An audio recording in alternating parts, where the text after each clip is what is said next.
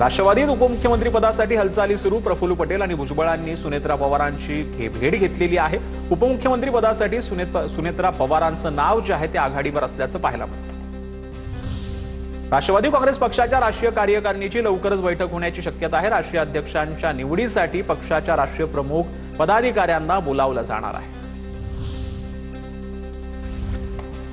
तर सुनेत्रा पवारांना उपमुख्यमंत्री करावं, सुनेत्रा वहिनींना उपमुख्यमंत्री केलं तर सुनेत्रा अजित पवार हे नाव कायम राहील। समर्थकांच्या भावना दोन्ही राष्ट्रवादी एकत्र येण्याबाबत आता सर्व पवार कुटुंबानं एकत्रित येऊन निर्णय घेण्याची मागणी। कोणाकडे जायचं, कसं जायचं, आम्ही पूर्ण ब्लँक झालो आहोत। आम्ही सगळे दिशाहीन आहोत। सगळेजण बसून अजित पवार कुटुंबियांच्या मागे जाऊ, अनिल पाटलांकडून स्पष्ट। दोन्ही राष्ट्रवादीने वेगळं राहून चालणार नाही। अजित पवारांनंतर सुनेत्रा पवारांना मंत्रिपद द्यावं, कार्यकर्त्यांची हीच भूमिका असल्याचं म्हणत नरहरी झिरवाळ यांची मागणी।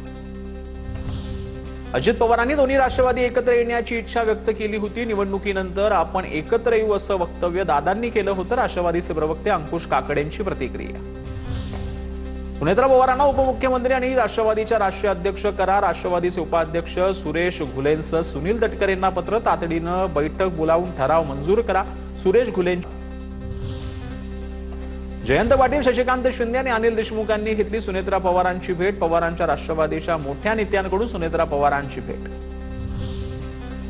अजितदादांनी सकाळच्या शपथविधी घेतला। तो पहिला प्रयोग नव्हता तर तिसरा प्रयोग होता। रावसाहेब दानवेंची माहिती। तर शिवसेना, भाजप आणि राष्ट्रवादी तिघे मिळून सरकार चालू असं ठरलं। मात्र पवार साहेबांनी शिवसेना नको म्हणून पहिला प्रयोग फसला। शोकसभेमध्ये आठवणींना उजाळा देताना दानवेंचं विधान।